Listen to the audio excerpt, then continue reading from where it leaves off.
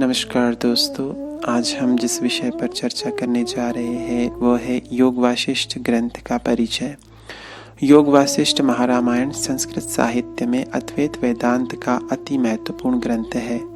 परंपरा अनुसार आदि कवि वाल्मीकि योग वासिष्ठ महारामायण के रचयिता माने जाते हैं, किंतु वास्तविक रचयिता वशिष्ठ है तथा महर्षि वाल्मीकि इस सिद्धांत ग्रंथ के संकलनकर्ता मात्र है। योग वासिष्ठ महारामायण के जगत की असत्ता और परमात्म सत्ता का विभिन्न दृष्टांतों के माध्यम से प्रतिपादन है। भारद्वाज के मोक्ष की प्राप्ति के लिए की गई प्रश्नोत्तरी का भी वर्णन है।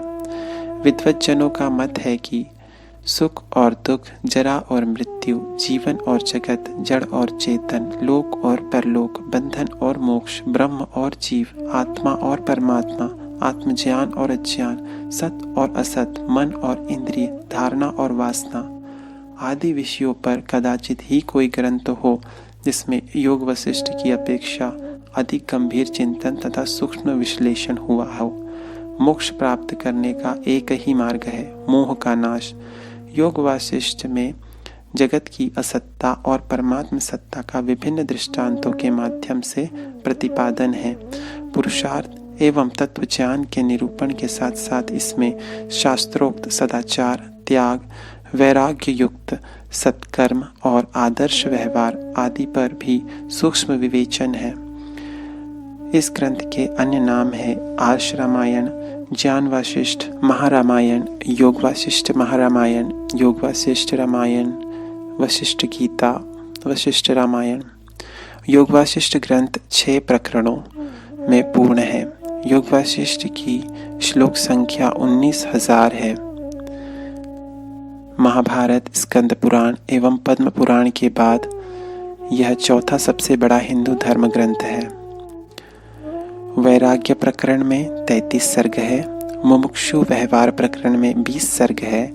उत्पत्ति प्रकरण में 122 सर्ग है। स्थिति प्रकरण में 62 सर्ग है। उपशम प्रकरण में 93 सर्ग है। निवारण प्रकरण में पूर्वार्ध 128 सर्ग और 216 सर्ग, कुल 458 सर्ग है।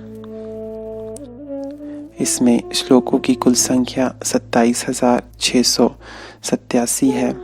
वाल्मीकि रामायण से लगभग 4,000 अधिक श्लोक होने के कारण इसका महारामायण अभिधान सर्वथा सार्थक है। इसमें राम की जीवनी न होकर भगवान द्वारा दिए गए आध्यात्मिक उपदेश है। प्रथम वैराग्य प्रकरण में उपनयन संस्कार के बाद राम अपने भाइयों के साथ गुरुकुल में अध्ययनार्थ गए। अध्ययन समाप्ति के बाद तीर्थ यात्रा से वापस लौटने पर राम विरक्त हुए। महाराज दशरथ की सभा में वे कहते हैं कि वैभव, राज, देह, आकांक्षा का क्या उपयोग है?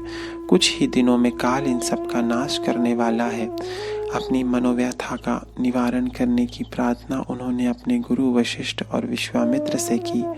दूसरे मुमुक्षु व्यवहार प्रकरण में विश्वामित्र की सूचना के अनुसार वशिष्ठ ऋषि ने उपदेश दिया है। 3, 4 और 5वें प्रकरणों में संसार की उत्पत्ति, स्थिति और लय की उत्पत्ति वर्णित है। इन प्रकरणों में अनेक दृष्टांत, आख्यान और उपाख्यान निवेदन किए गए हैं। छठे प्रकरण का पूर्वार्ध और उत्तरार्ध में विभाजन किया गया है।